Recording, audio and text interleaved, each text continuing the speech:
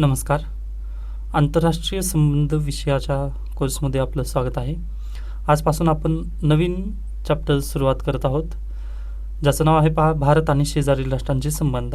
त्यातील पहिला मुद्दा किंवा पहिला जो टॉपिक आहे तो भारत आणि अफगाणिस्तान संबंध.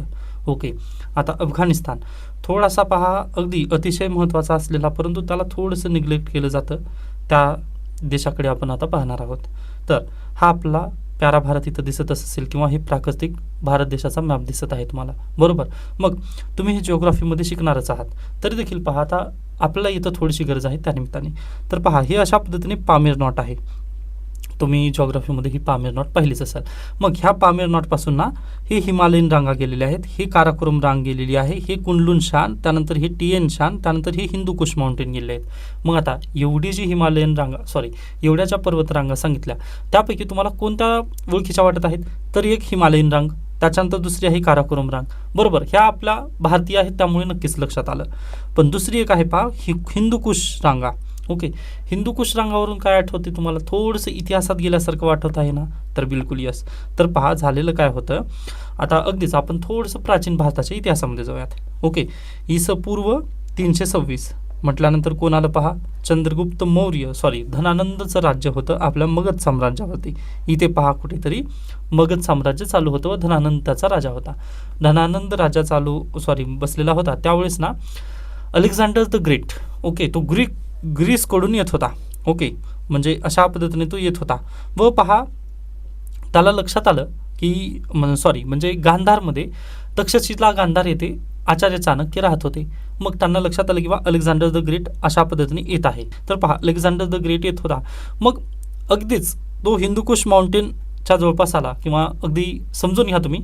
तर गांधार, तक्षशिला येथे त्याला समजलं, म्हणजे आचार्य चाणक्य यांना समजलं की आपल्या देशावरती कोणीतरी आक्रमण करत आहे. त्यामुळे त्यांनी सांगण्यासाठी गेले कुठे 326 मध्ये धनानंद यांना सांगण्यासाठी गेले की अलेक्झांडर द ग्रेट किंवा सिकंदर तो आक्रमण करत आहे, तू थोडंसं सावध हो व आपली जी फौजफाट आहे त्याला रेडी कर.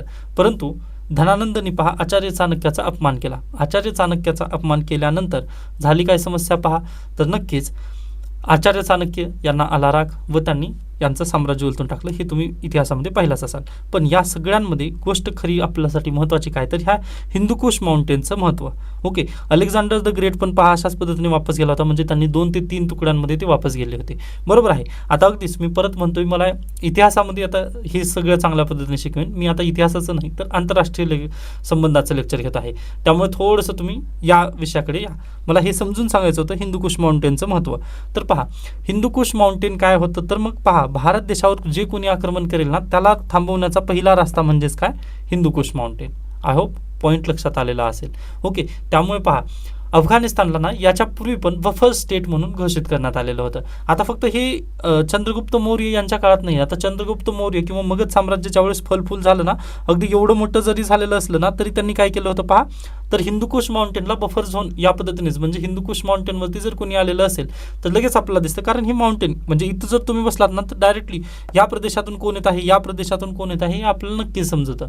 आय होप पॉईंट क्लिअर असेल. त्याच्यानंतर इथे पण तेच झालेलं मुघलांच्या काळामध्ये. ओके, म्हणजे अगदीच प्राचीन भारतापासून ते अगदी मुघलांच्या काळापर्यंत जे कांदार आहे, ओके, कांदाहार, आता अगदी शहाजहानला पूर्वी तिकडलं प्रोव्हिन्स वगैरे देण्यात आलेलं होतं ओके, मग ते पण काय आहे तर नक्कीच हे बफर स्टेट म्हणून तिथं, म्हणजे दुश्मन इकडून जर येत असेल किंवा इकडून जर येत असेल तर आपला हिंदूकुश माउंटेनवर बसल्यानंतर लगेच दिसायला लागतं किंवा कुठून दुश्मन येत आहे. मग आपण काय करू शकतो, लगेच फौजफाटा वगैरे तयार करून त्याला हिंदूकुश माउंटेनच्या बाहेरच त्याला खत्म तिथं करू शकतो. मग यासाठी अफगाणिस्तान आपल्या देशाचं काय झालेलं आहे, बफर स्टेट राहिलं होतं, म्हणजे अगदी प्राचीन काळापासून ते आज तागयात. मग हे बफर स्टेट राहिल्यानंतर आता पुन्हा काय झालं रशियाचा उदय होत होता. ओके, आता तुम्हाला जर वर्ल्ड मॅपमध्ये जर तुम्ही पाहिलात तर हे आहे इथे अफगाणिस्तान. ओके, व त्याच्यावरती इथं आहे रशिया. ओके, रशियाचा प्रदेश डायरेक्टली लागतो. मग रशिया थोडासा दिवसेंदिवस पॉवरफुल होत होता. मग हे कोणाला पचत नव्हतं आता अगदीच रशिया दिवसेंदिवस पॉवरफुल होत होता व भारत देशामध्ये त्या तत्कालीन 19व्या शतकामध्ये कोणाचं राज्य होतं तर ब्रिटिश आलेले होते भारत देशामध्ये. मग ब्रिटिशांना रशिया थोडा मोठा होत आहे हे त्यांना देखवत नव्हतं. मग त्यामुळे त्यांनी काय केले, भारत आणि अफगाणिस्तान या दोघांमध्ये युद्ध झाले. ओके, का तर त्यांना पण ही बफर स्टेट वरती त्यांना आपला दबदबा हवा होता. ओके, म्हणजे अगदीच त्यांना अफगाणिस्तानमध्ये आपलं नियंत्रण असल्यानंतर नक्कीच आपण पहा, कोणताही राजा वगैरे जर आला तर हिंदुकुश माउंटेनवरती बसून आपण पाहू शकतो, व रशिया जरी आला तर आपण त्यांना तिथंच मारू शकतो. असं कदाचित एक कहाणी होती, ब्रिटिशांना ते वाटलं होतं. त्यामुळे पहा, त्यांनी पहिल्यांदा पहिलं अफगाण वॉर झालं 1839 ते 42 दरम्यान, व यामध्ये पहा धुवा झाला आपल्या ब्रिटिशांचा, व फक्त एकच व्यक्ती त्यातून वापस येऊ शकला. ओके, हे झालं पहिलं वॉर. त्याच्यानंतर सेकंड वॉर झालं पहा 1878 ते 1880. ओके, त्याच्यानंतर तिसरं अफगाण वॉर आहे अफगाण भारत वॉर 1919 मध्ये. ओके, मग अशा पद्धतीने 3 अफगाण आणि भारत हे वॉर झालेले होते ब्रिटिशांच्या काळामध्ये. बरोबर आहे. मग अगदी पहा, हे पण त्यांना कशासाठी पाहिजे होतं, तर अगदीच बफर स्टेट म्हणून. व अफगाणिस्तान हे भारत देशासाठी काय राहिलं आहे, इतिहासापासूनच बफर स्टेट राहिलेलं आहे. आय होप तुम्हाला संकल्पना समजलेली असेल की बा अफगाणिस्तानचं आता महत्त्व काय आहे. मग पहा, आपल्या भारत देशाला आज देखील जर तुम्ही पाहिलात तर अफगाणिस्तान काय आहे, बाँड्री लाईन शेअर करतं का, तर बिलकुल यस. लडाखमधून पहा फक्त 106 किलोमीटरची बाँड्री लाईन आपण अफगाणिस्तानसोबत आज घडीला शेअर करत असतो. ओके, मग आता अगदी आज घडीला पहा, ती बाँड्री लाईन आपण ॲक्सेस नाही करू शकत का, तर पाक व्याप्त तिथं काश्मीर बसलेला आहे. बरोबर. मग अगदी आपला ती बाँड्री लाईन ना एकदम छोटी आहे. आता तुम्ही इथं पाहू शकता, आता हे पाकिस्तानचा मॅप दिलेला आहे, व अगदी हे पहा हिमालय, व इथून जर तुम्ही पाहिलात ना तर फक्त नॅरो लाईन आपल्या देशासाठी तिथं मोकळी आहे. म्हणजे अगदी पहा, एक छोटीशी लाईन 106 किलोमीटरचा कॉरिडॉर आपल्याला तिथं वखान कॉरिडॉर तेवढा ओपन आहे. पण पहा, तिथून आपण ॲक्सेसिबल वगैरे नाहीत, कारण पर्वतरांगा मोठ्या मोठ्या आहेत व पाकव्याप्त काश्मीर आहे बाजूलाच. त्याच कारणानिमित्त पहा, आपण वखार कॉरिडॉरचा यूज करू शकत नाही किंवा अफगाणिस्तानमध्ये आपण जाऊ शकत नाही. त्यासाठीच आपण काय केलं होतं, इराणचा मार्ग शोधलेला होता. ओके, थोडंसं मी विषयांतर करत आहे, परत वापस येऊयात आपण. ओके, तर मग पहा, अशा पद्धतीने आपली सिच्युएशन होती. डन. तर आता तुम्हाला समजलं असेल की अफगाणिस्तानचं फिजिकली महत्त्व आपल्या देशासाठी खूप राहिलं आहे. अगदी प्राचीन भारतापासून ते मुघलांच्या भारतापासून ते अगदी आज घडीला पण आपल्यासाठी खूप महत्त्व आहे. ओके, आता भारत देशाचे आज घडीला महत्त्व कसं आहे हे आपण लक्षात घेऊयात. तर पहा, हे झालं थोडंसं इंट्रो. त्याच्यानंतर आपल्या नोट्समध्ये मी ना काबुलीवाला अशा पद्धतीने कहाणी दिलेली आहे, जी की रवींद्रनाथ टागोर यांनी लिहिलेली होती. मग त्या काबुलीवाला या कहाणीमध्ये काय सांगण्यात आलेलं आहे, तर पहा, एक पठाण असतो. ओके, रहमत त्याचं नाव असतं. तो काबूलवरून, म्हणजे अफगाणिस्तानची जी राजधानी आहे काबूल, तेथून ना इकडे येतो तो, म्हणजे कोलकात्याला येतो. व कोलकातामध्ये आल्यानंतर तो पहा, तिथे सुकामेवा म्हणजे अगदीच काजू बदाम वगैरे जे आहेत ते तशा पद्धतीने ड्रायफ्रुट्स जे आहेत ना, तो कोलकातामध्ये येऊन विकत असतो. मग एक छोटी 5 वर्षाची मुलगी असते पहा, मिनी तिचं नाव असतं. मग ती मिनी काय करते पहा, अगदी एकदम खोडकर असते. ओके, मग रहमत आणि या मिनी या दोघांची ओळख होते किंवा एक मैत्री त्या पद्धतीने त्यांची होते. बरोबर. मग ती घट्ट मैत्री त्या पद्धतीने झालेली असते. पण पहा, ही एकदम लहान असते. बरोबर आहे. व आता हा पठाण किंवा हा रहमत चाचा अशा पद्धतीने त्यांची ओळख तिथं नक्की असते. बरोबर आहे. मग एके दिवशी काय होतं पहा, रहमत यांच्याकडे ड्रायफ्रूट नेण्यासाठी एक व्यक्ती येतो, व एक व्यक्ती आल्यानंतर पहा, अगदीच तो पैसे देत नाही. पैसे न दिल्यामुळे काय करतात पहा, त्याचा तो खून करतो रहमत. ओके, म्हणजे वादातून ती मारामारी वगैरे तशा पद्धतीने होते व त्याचा तिथं खून केला जातो. मग पोलीस येऊन पकडून नेतात व त्याला जेलमध्ये टाकतात. मग जेलमध्ये टाकल्यानंतर पहा, अगदीच खूप दिवस त्याला जेलमध्ये ठेवलं जातं. बरोबर आहे. मग त्याच्यानंतर ज्यावेळेस तो बाहेर निघतो ना, त्यावेळेस पहा, ही जी मिनी आहे ती खूप मोठी झालेली असते. व मिनी खूप मोठी झाल्यानंतर तिनं काय, आता अगदीच लग्नाच्या दिवशीच त्याची रिहाई होते. रहमत चाचाची रिहाई तिथून केली जाते. बरोबर आहे. मग त्यावेळेस तो डायरेक्टली मिनीला भेटण्यासाठी तिच्या घरी जातो. तर तिथं पाहतो की मिनीचं लग्न होत असतं व मिनी आता त्यांना ओळख देत नाही. आता अगदीच पहा, आपल्या पण आयुष्यामध्ये तसे काही इन्सिडेंट झाले असतील. म्हणजे आपण बचपनमध्ये ना कोणा तरी व्यक्तींसोबत, म्हणजे तशा आता एखादी मोठी व्यक्ती वगैरे असेल, त्यांना आपण पूर्वी खूप बोलायचो, परंतु म्हणजे लहान असताना, परंतु आता आपण बोलत नाही त्यांना. ओके, अगदी तशाच पद्धतीने पहा, त्यांना पण ते ओळख येत नव्हतं किंवा म्हणजे हे कोण आहेत ते मिनी त्यांना ओळखू शकत नव्हती. फक्त त्यांनी ते पाहिलं, तिच्या वडिलांनी पाहिलं व वडिलांनी पाहिल्यानंतर त्यांना लक्षात आलं की बा खरंच यांचं नातं चांगल्या पद्धतीने मैत्रीण किंवा एक वडील आणि मुलगी या पद्धतीचं नातं आहे. मग नक्कीच पहा, रहमत चाचाला पण समजतं की बा आपण काबूलमध्ये पण आपली फॅमिली सोडून आलेले आहोत. मग अगदी त्याच बेसिसवर पहा, मिनीचे जे वडील आहेत ना, त्यांनी पैसे देतात व त्यांना काबूलला पाठवण्यासाठी ते मदत करतात. ओके, तर अशा पद्धतीने एक भावनिक नात्याची ही कहाणी आहे. बरोबर आहे. मग ह्या कहाणीमधून आपला क्रक्स काय पाहायला मिळालं, तर अफगाणिस्तानसोबतचं जे नातं आहे ना, ते आपण तिथून काढलं आहे. फक्त हे एक इमोशनल स्टोरी नाही आहे, तर आपल्या 2 देशांना जोडणारी पण ही स्टोरी आहे. काबुलीवाला या स्टोरीचं नाव आहे. आता अगदी निबंधामध्ये वगैरे तुम्ही हे नक्की लिहू शकता. इंटरनॅशनल रिलेशन संदर्भात कोणते जर निबंध वगैरे आले ना, तर लिहू शकता. किंवा अगदी आपले संबंध, नातेसंबंध वगैरे दाखवण्यासाठी किंवा इमोशनल स्टोरी वगैरे ह्या स्टोरीला तुम्ही काबुलीवाला जी स्टोरी आहे ना ती कुठे पण कनेक्ट करू शकता.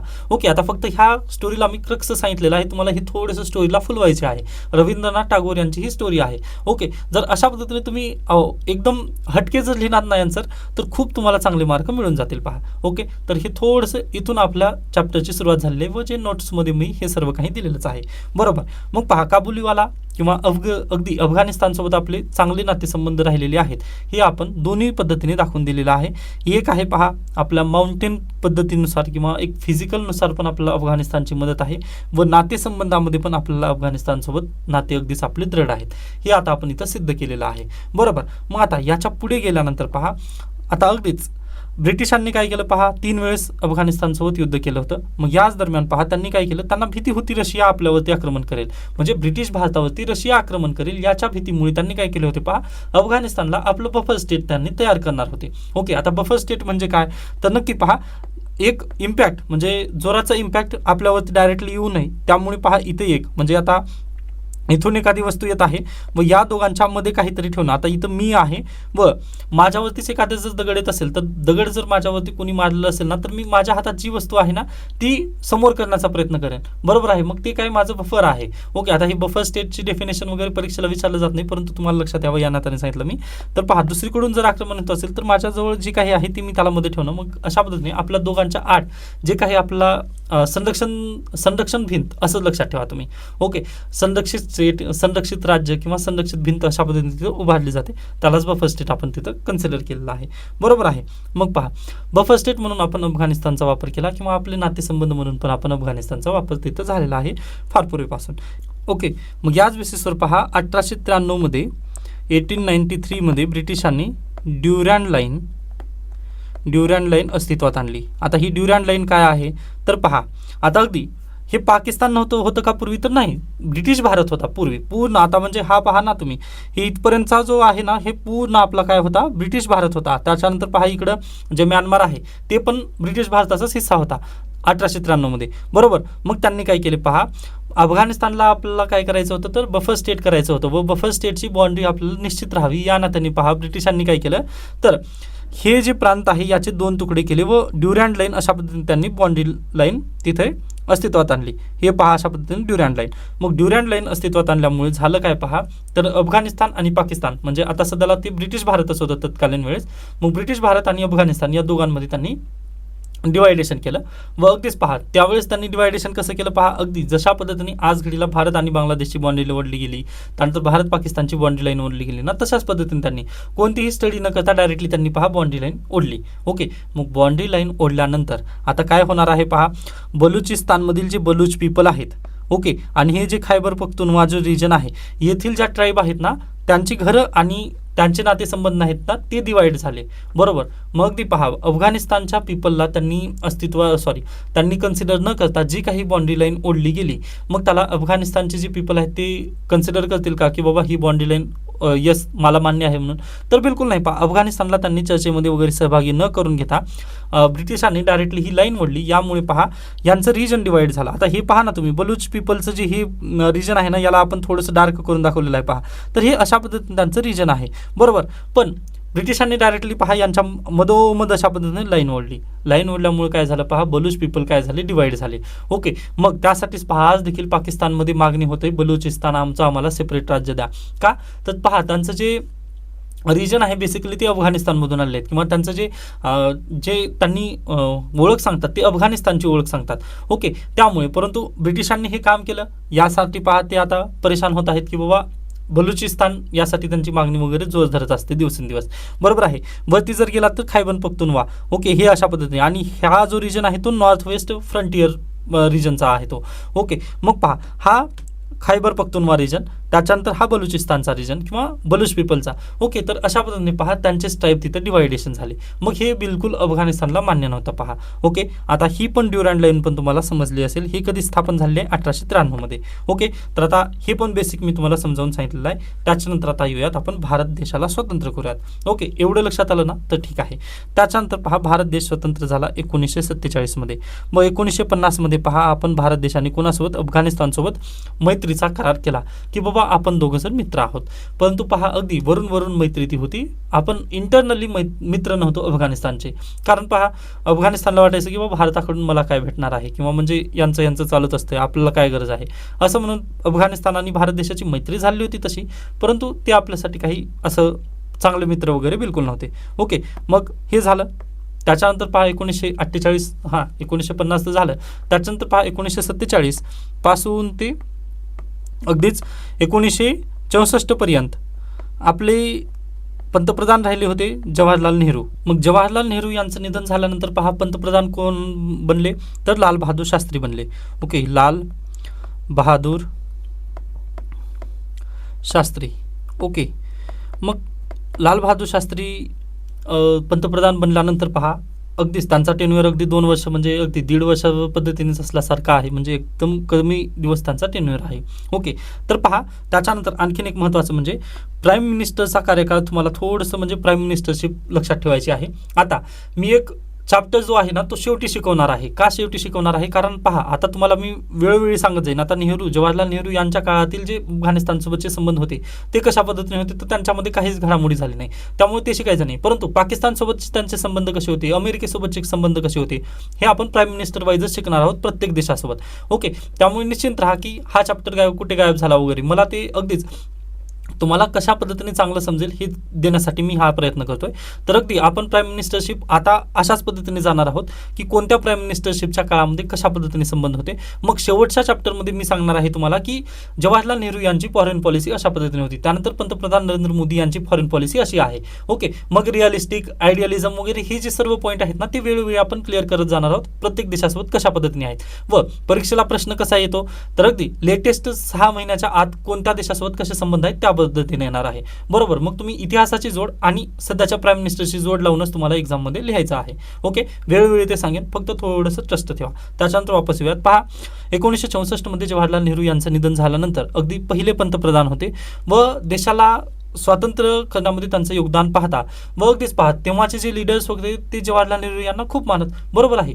जवाहरलाल नेहरू यांचं निधन झाल्यानंतर पहा पाकिस्तानला इथं बेसिकली संधी वाटत होती की बाबा भारत देशाचा आता मॉरल डाऊन झालेला आहे व जवाहरलाल नेहरू यांचा सारखा नेता आता दुसरा कोणी राहिला नाही भारत देशामध्ये, व जवाहरलाल नेहरू यांच्यामुळे आपला काश्मीर जिंकता आलं नाही. तर आता आपण काय करूयात, हे पाकव्याप्त काश्मीर जे मुद्दा झालेला आहे युएनओमध्ये तो आपण आता परत एकदा आणूयात व काश्मीर आपण आपल्या देशाला मिळवून घेऊयात.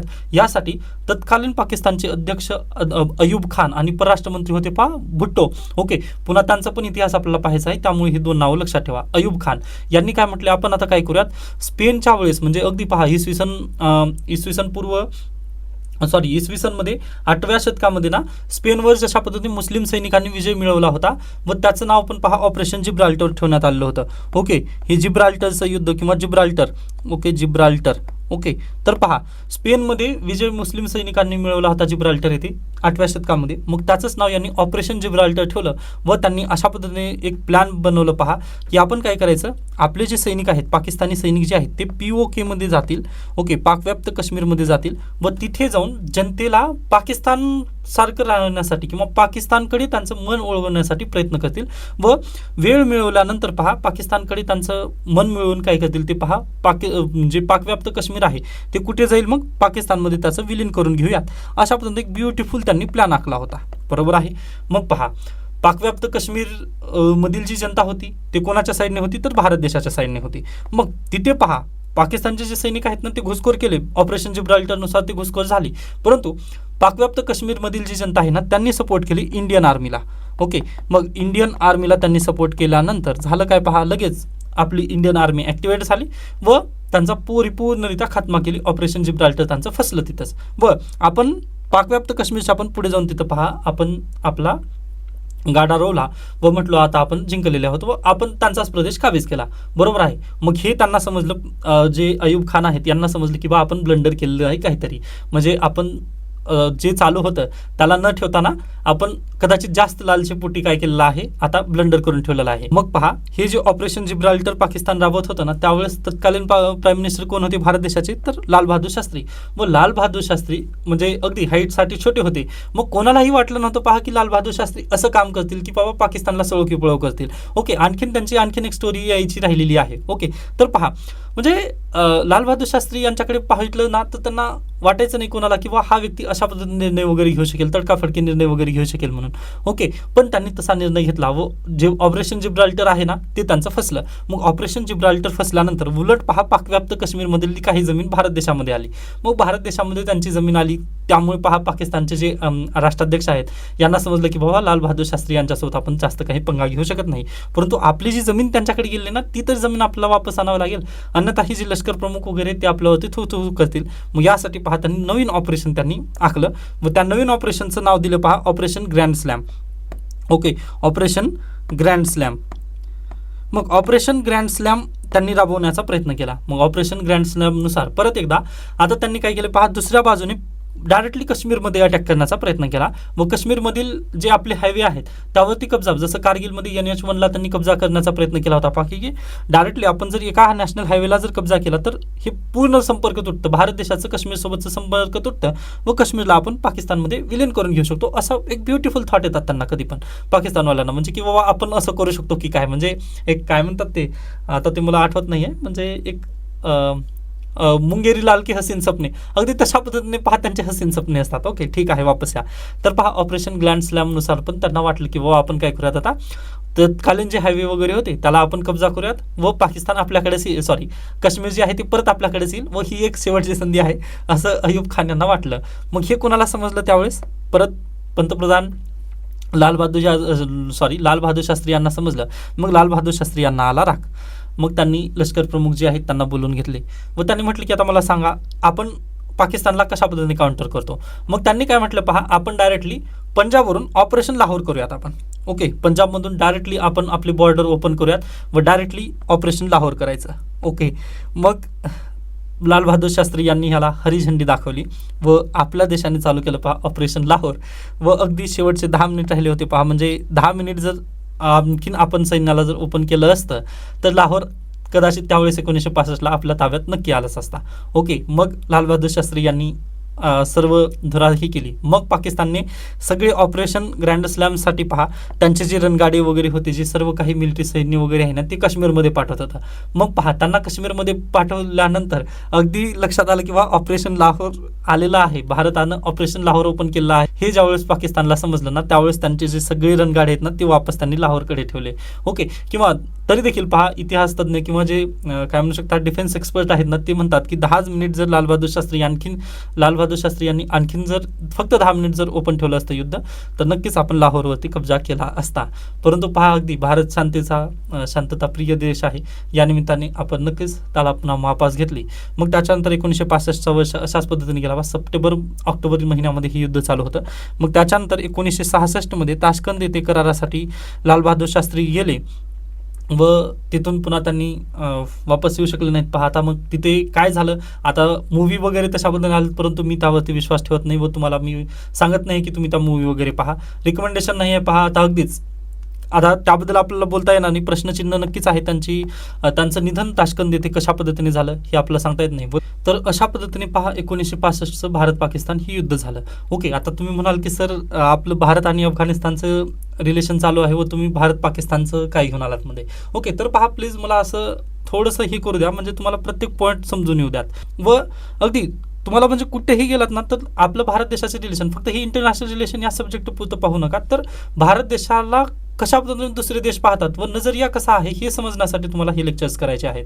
ओके, मी याच्या पूर्वी पण म्हटलंय फक्त हे अभ्यासासाठी तुम्ही नका घेऊ, तर अगदी जनरल पर्स्पेक्टिव्हने या लेक्चरमध्ये तुम्हाला खूप मदत होणार आहे. ओके, तर वापस चला आपण.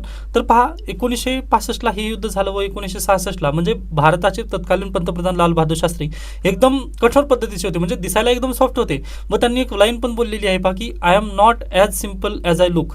ओके, म्हणजे मी जसा दिसतो ना तसा नाही आहे. ओके, मग अगदी तशाच पद्धतीने पहा लाल बहादूर शास्त्री यांना ताशकंद येथे बोलवण्यात आलं होतं करार करण्यासाठी, परंतु पुन्हा काय झालं हे गूढ सत्य आहे व आपण त्यामध्ये जाऊ शकत नाही किंवा डीपमध्ये आपण जाता येणार नाही. ओके, त्याच्यानंतर वापस आलो आपण. तर पहा 1965ला मग कोण हारलं पहा, तर हे पाकिस्तानी तर बेसिकली हारलाच ना.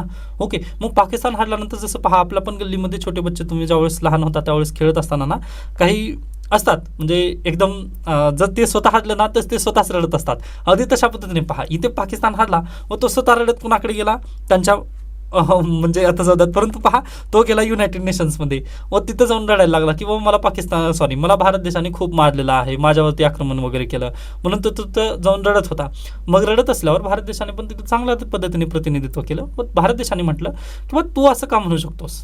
ओके, कारण तू म्हणत आहेस ना, सॉरी म्हणजे अगदी आक्रमण कोणी केलं होतं पहिल्यांदा, तर पाकिस्ताननेच केलं होतं. मग तुला हा अधिकार आहे का? खरं तर आम्ही म्हणायला पाहिजे, परंतु आम्ही कठोर होऊन बसलेलो आहोत. मग त्यामुळे पहा इथून फॉरेन पॉलिसीचा उदय आपला परत एकदा आलेला आहे की जर तू आमच्याकडे आलास म्हणजे अगदी आम्ही शांत असणार आहोत, परंतु जर कोणी आमच्या भारत देशावरती आक्रमण केलं तर आम्ही त्याला सोडणार नाही. ही आपली फॉरेन पॉलिसी इथून सिद्ध झालेली आहे.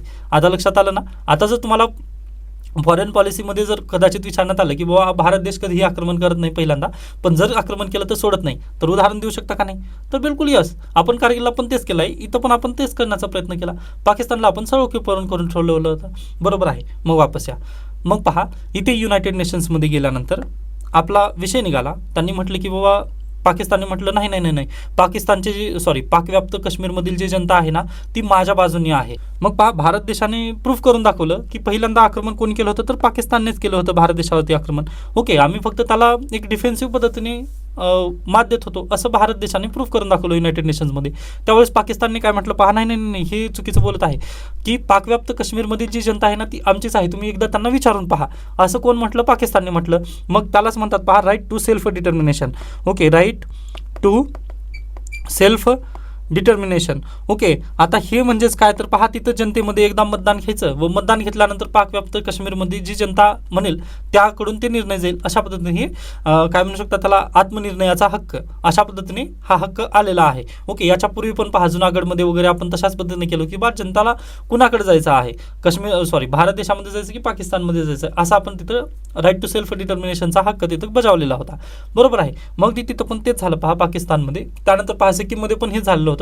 तिथं आपण काय केलं पहा, मतदान घेतलं व मतदान घेतल्यानंतर त्यांनी म्हटले, जनतेने म्हटले की बाबा भारत देशामध्ये विलीन व्हायचं. मग त्यामुळे पहा सिक्कीमला आपण भारत देशामध्ये विलीन करून घेतलेलं आहे. अगदी तशाच पद्धतीने पहा पाकिस्तानने आपल्यावरती आरोप केला की बाबा right to self determination India घडून आणत नाहीये, त्यामुळे पाकव्याप्त काश्मीरमधील जी जनता आहे ती पाकिस्तानमध्ये यायचं आहे, परंतु ते रोखत आहे भारत देश, असं त्यांनी आपल्यावरती आरोप लावला. मग हा आरोप लावल्यानंतर भारत देशाने त्याला काउंटर कशा पद्धतीने केलं पहा. त्यांनी काय म्हटले की हे जे बलुचिस्तानमधील जे पीपल आहेत, ओके, हे जे बलुचिस्तानमधील पीपल आहेत ना तिथं पण राईट टू सेल्फ डिटर्मिनेशन असायला हवा. ओके, पाकिस्तान असं तोंडी कशा पद्धतीने वागू शकतं? त्यांना म्हणत आहे की पाकव्याप्त काश्मीरमध्ये राईट टू सेल्फ डिटर्मिनेशन असावं, परंतु अफगाणिस्तानचे बलुचिस्तानमधील जे व्यक्ती आहेत त्यांच्यासाठी काय, मग तिथं पण राईट टू सेल्फ डिटर्मिनेशन असावं ना. ओके, असं भारत देशानं म्हटलं. मग पहा आता ही युनायटेड नेशनचा मुद्दा इथंच थांबवायचा आहे आपल्याला, कारण इथून चालू होतं पहा भारत आणि अफगाणिस्तान यांचे संबंध. मग अफगाणिस्तानला राग आला. मग त्यांनी म्हटलं बाबा तुमच्या दोघांच्या भांडणात मला तुम्ही का उचललात? कारण प्रॉब्लेम काय आहे, जर बलुचिस्तानमधील पीपलचं जर तुम्ही राईट टू सेल्फ डिटर्मिनेशन घेतला तर कदाचित हे आमच्याकडे येतील याची गॅरंटी नाही होती ना. अफगाणिस्तान जनतेला पण त्याची गॅरंटी वाटत नव्हती. आता एवढे दिवस झाले, 100 वर्ष झालं पहा, 1893 पासून ते 1965 पर्यंत, म्हणजे जवळपास 80-90 वर्ष झालेली होती त्यांच्यापासून हे दूर होते. मग आता त्यांना पण कॉन्फिडन्स नव्हता की बा राईट टू सेल्फ डिटर्मिनेशन केल्यावर ही जनता माझ्याकडे येईल का वापस पाकिस्तानमध्ये जाईल, हे अफगाणिस्तान सांगू शकत नव्हतं. त्यामुळे अफगाणिस्तानला थोडंसं वाईट वाटायला लागलं की भारत असा कसा म्हणत आहे युनायटेड नेशन्समध्ये जाऊन. ओके, मग त्यावेळेस त्यांनी भारत देशाला फोन केला. त्यांनी म्हटलं की सर तुम्ही काय करत आहात, आम्ही तर म्हणजे तुमच्या भांडणामध्ये आम्हाला काम मध्ये ओढत आहात. बलुचिस्तानमधील जनतेचा हक्क आता तुम्ही असं म्हणू नका की राईट टू सेल्फ डिटर्मिनेशन तिथं असावं. आम्हाला ते प्रकरण युनोमध्ये घेऊन जायचं नाही, तर ती बलुची जी जनता आहे ना ती आमचीच जनता आहे व ते आम्हालाच राज्य पाहिजे असं अफगाणिस्तानने म्हटलं. ओके, बरं ठीक आहे म्हटलं आपण पण ठीक आहे म्हणून तशाच पद्धतीने 1965-66 रिलेशन वगैरे चालू होते पहा. मग लाल बहादूर शास्त्री यांचं निधन झाल्यानंतर पुन्हा पंतप्रधानपदी येतात पहा इंदिरा गांधी. 1966 मध्ये येतात इंदिरा गांधी व त्यांना पहिल्यांदा गुंगी गुडिया म्हणून असं नावानं वगैरे चिडवलं जायचं. पण देशाच्या आंधी म्हणून पुन्हा इंदिरा गांधी यांनी पुढे उदयास आलेले आहेत. ओके, आता त्यांची फॉरेन पॉलिसी जर पाहिला तुम्ही तर एकदम रिअलिस्टिक होती, जसं प्राईम मिनिस्टर नरेंद्र मोदी यांची आहे तशा पद्धतीने. ओके, त्याच्यानंतर पहा त्यांनी देश की आंधी इंदिरा गांधी असं का म्हणतात ते पॉलिटीमध्ये प्लीज तुम्ही शिकून घ्या. म्हणजे अगदी पॉलिटी ते जर शिकलात ना तुम्हाला तिथं लगेच लक्षात येतं की लिव्हिंग कॉन्स्टिट्यूशन काय आहे किंवा सुप्रीम कोर्ट आणि संसद यामधलं भांडण काय होतं. म्हणजे आज घडीला तुम्ही जे पाहता ना अगदी त्याच्याही पेक्षा जास्त तिथे वेगळ्या पद्धतीने हे होतं. ओके, आता अगदीच ते थ्रिल येतं, कॉन्स्टिट्यूशन शिकण्याचं जे ला आहे ना, ते इंदिरा गांधी यांचं यांचा कार्यकाळ तुम्ही प्लीज एकदा शिका. मी फक्त आता इंटरनॅशनल रिलेशन या संदर्भातून तुम्हाला घेण्याचा प्रयत्न करत आहे. ओके, तर पहा 1966 मध्ये आल्या इंदिरा गांधी. मग इंदिरा गांधी आल्यानंतर त्यांना लक्षात आलं की बाबा आपल्या देशाला चौकडून म्हणजे चारी बाजूने ना बळकट करण्यासाठी आपल्याला काय लागेल पहा, एक गुप्तहेराची संस्था लागेल. सॉरी, जसं पहा आचार्य चाणक्य यांनी त्यांच्या पुस्तकामध्ये अर्थशास्त्रामध्ये लिहिलेले आहेत की गव्हर्नन्स चांगलं करण्यासाठी आपल्याला काय लागेल, स्पाय लागणार आहेत, गुप्तहेर लागणार आहेत. मग त्यांनी 1968 मध्ये त्यांचेच विश्वासू असलेले रामनाथ काव यांच्या अंतर्गत कशाची स्थापना केली पहा, रॉची स्थापना केली. ओके, 1968 मध्ये रॉची स्थापना केली इंदिरा गांधी यांनी, रामनाथ काव यांनी. ओके, मग पहा इथून एक नवीन चॅप्टर आपल्या देशाचा सुरुवात झाला. मग रामनाथ काव एकदम विश्वासू आणि एकदम चांगले स्पाय होते पहा. ओके, मग त्यांनी काय केले पहा, रॉ. त्याच्यानंतर आता अगदी पहा थोडे दिवसानंतर 1966 नंतर ना आपला जो अफगाणिस्तानचा जो रवैया वगैरे आहे ना तो थोडासा बदलत होता. कारण अफगाणिस्तानला पण पुन्हा लक्षात आलं पहा, जर ही बलुची जनता जर आपली असेल ना तर ती आपल्यालाच मान्य करेल. ओके, म्हणजे आता अगदीच इंस्टाग्राम रील्समध्ये वगैरे तर पहा म्हणजे ते रिलेशनशिप बद्दलचं आहे. ओके, पण ठीक आहे, जाऊ द्या, त्याबद्दल बोलणार नाही. पण पहा जर ते माझं असेल ना तर ते माझंच असणार आहे, ते कुठं पण गेल्यानंतर कुठेही जाणार नाही, अगदी त्या पद्धतीने वापस यायचं आहे. तर पहा अफगाणिस्तानला पण कळून चुकलं की बा ही जी बलुची जनता आहे ना ती जर माझी असेल तर माझ्यासाठीच थांबणार आहे. ती अगदी राईट टू सेल्फ डिटर्मिनेशन दिलं काय किंवा नाही दिलं काय तर ती कुठेही जाणार नाही. अगदी त्याच बेसिसवर पहा अफगाणिस्तानला पण हे पटलं, भारत देशाचा रवैया पटला. व आता इथून पुढे काय झालं पहा, अफगाणिस्तान 1970च्या दशकामध्ये कुणीकडे झाला तर रशियाकडे जायला लागला. ओके, याच्यापूर्वी तो पाकिस्तानसोबत थोडीशी मैत्री करून होता की बाबा कधी ना कधी पाकिस्तान माझ्यासोबत येईल किंवा मला बलुची जनता जी आहे ती वापस देईल, असं त्यांना एक आस लावून बसलं होतं पाकिस्तानकडून. परंतु पाकिस्तान तर स्वतःच भूकानंगा देश आहे, या कारणानिमित्त पाहताना म्हटलं की बाबा ह्या पाकिस्तानसोबत आपण काही म्हणजे बसू शकत नाही व यांच्यासोबत मैत्री जास्त काही टिकू शकत नाही. असं म्हणत पहा 1970च्या दशकामध्ये जी मैत्री तुटली पाकिस्तानसोबतची अफगाणिस्तानची, मग ते तिथून तुटलेलीच आहे. ओके, मग रशियासोबत पहा यांचे संबंध वाढायला लागले. मग रशियासोबतचे संबंध वाढायला लागले म्हटल्यानंतर आता अगदी येथे रशियासोबत कोणाचे संबंध वाढत होते, त्याच दरम्यान पहा प्राईम मिनिस्टर इंदिरा गांधी यांचे पण संबंध वाढत होते. मग आता इंदिरा गांधी यांनी काय केली होती, रॉची स्थापना केली होती. मग ह्या रॉनी काय केलं पहा, रॉ. त्याच्यानंतर आपलं जे हे आहे अफगाणिस्तान आहे, अफगाणिस्तानचे हे आहे पहा रॉ, म्हणजे त्यांची जी अशाच पद्धतीने स्पाय जी एजन्सी आहे तिचं नाव आहे पहा खाद. Okay, KHAD.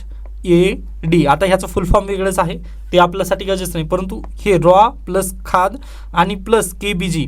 Okay, KGB, sorry मी KBG म्हटलं, KGB.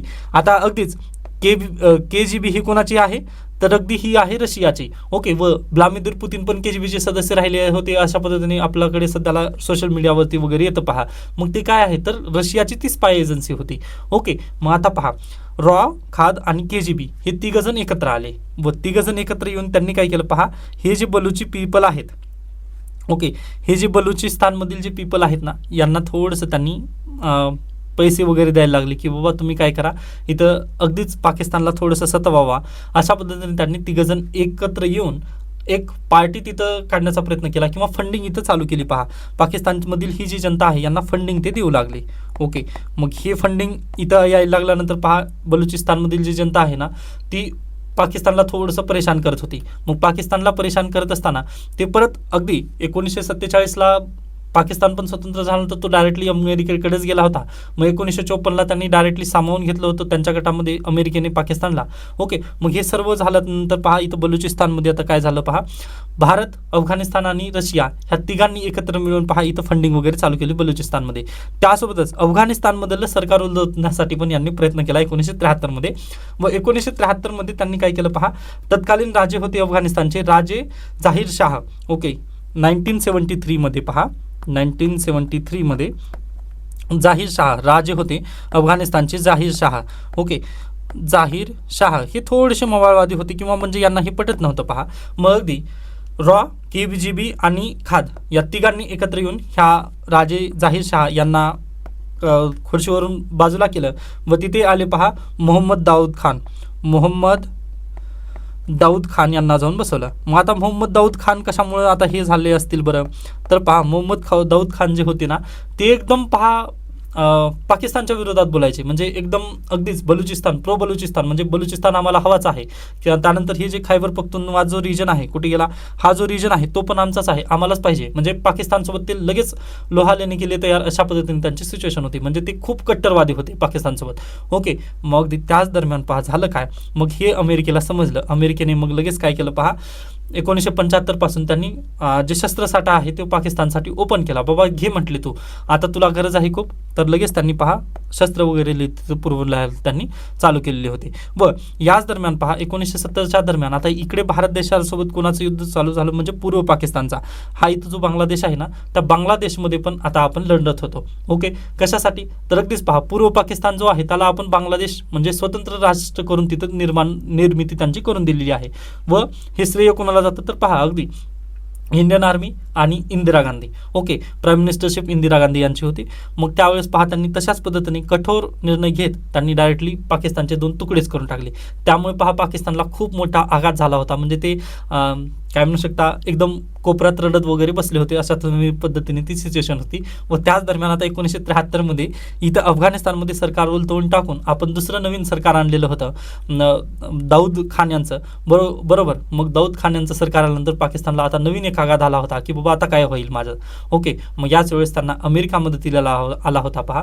व 1971चं भारत आणि पाकिस्तान ज्यावेळेस आपण शिकू ना, भारत आणि पाकिस्तानचे संबंध, त्यावेळेस मी इंदिरा गांधी यांचा आणखीन एक मास्टर स्ट्राईक, म्हणजे जे की रशिया आपल्याला मदतीला का आला किंवा रशियासोबत आपली मैत्री कशा पद्धतीने वाढली, ते आपण पुढच्या लेक्चरमध्ये नक्की पाहणार आहोत. किंवा म्हणजे थोडंसं वेळ लागेल, पण हे जे कनेक्टिंग डॉट्स आहेत ना, हे थोडंसं लक्षात ठेवायचे आहेत तुम्हाला, किंवा या सिच्युएशनला अशा पद्धतीने होत होतं. व पाकिस्तानला थोडंसं आता इथं काय झालं पहा, भीती वाटायला लागली की आता माझ्यासोबत काय होईल. ओके, मग आता अगदीच आपण सध्याला भारत आणि अफगाणिस्तान संबंध शिकत आहोत, त्यामुळे थोडंसं तुमचे क्युरिओसिटी वगैरे जी आहे ती इथेच ठेवा, म्हणजे भारत आणि पाकिस्तानची. पण आता आपण भारत आणि अफगाणिस्तान संबंधामध्ये पुढे जाऊयात. ओके, मग भारत आणि पाकिस्तान संबंधामध्ये आता पहा मोहम्मद दाऊद खान यांना आपण इथं बसवलं. पण पहा मोहम्मद दाऊद खान यांना इथं जरी बसवलं असलं तरी भारत देशाला पण एक चिंता वाटायला लागली. चिंता काय वाटत होती पहा, जर दाऊद खान हा इथं बसलेला जो दाऊद खान आहे, यांनी जर हे बलुचिस्तान प्रांत वेगळं करून घेतलं, म्हणजे अगदी त्याला अफगाणिस्तानमध्ये घेऊन गेलं, व हे खैबर पख्तूनवा जो रिजन आहे तो पण जर अफगाणिस्तानमध्ये जर त्यांनी विलीन करून घेतला, तर त्याचे परिणाम भारत देशावरती होईल का. कारण पहा आपला शेजारी जर म्हणजे आता अगदी पहा आपल्याला रात्री झोपायचं आहे.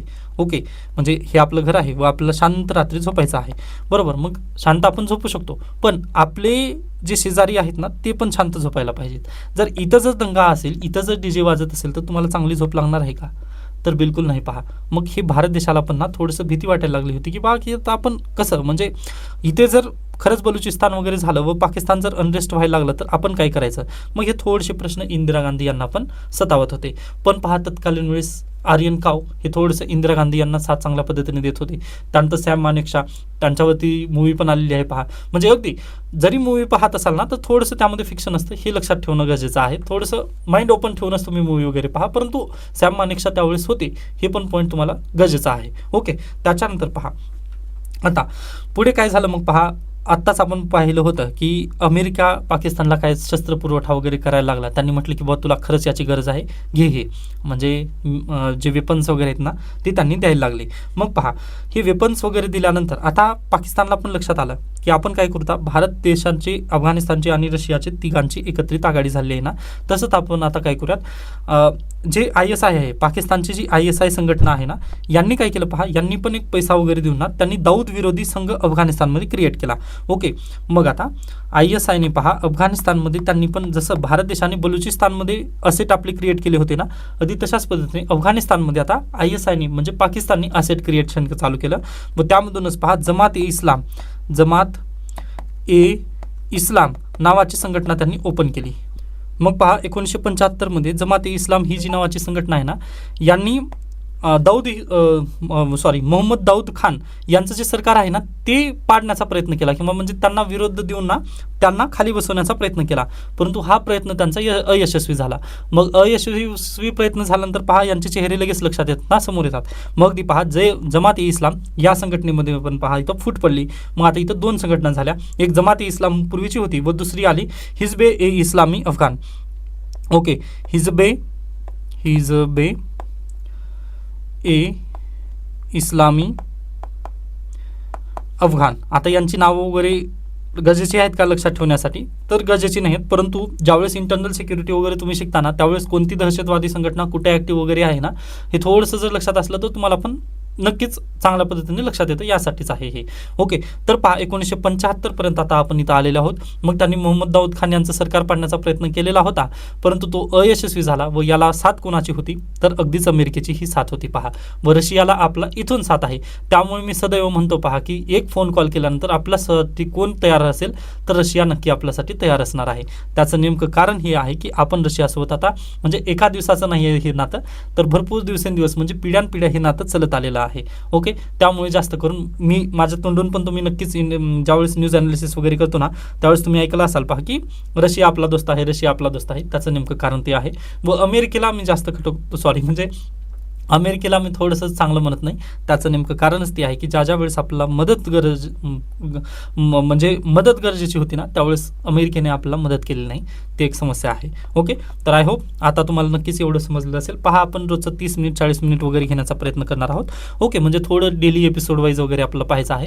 कारण अगदी मी एकाच दिवशी पण शिकवू शकतो, परंतु तुमच्याजवळ स्टोरेजची लिमिट आहे व विद्यार्थ्यांची तशा पद्धतीने रिक्वेस्ट आहे की सर थोडंसं 30 मिनिटाचं वगैरे हे करा आणि थोडंसं क्वालिटी म्हणजे आता क्वालिटी ह्या स्क्रीनची क्वालिटी तर ओके आहे, परंतु विद्यार्थ्यांचं स्टोरेजचं प्रॉब्लेम वगैरे या नात्याने आपल्याला इथं थांबवायचं आहे.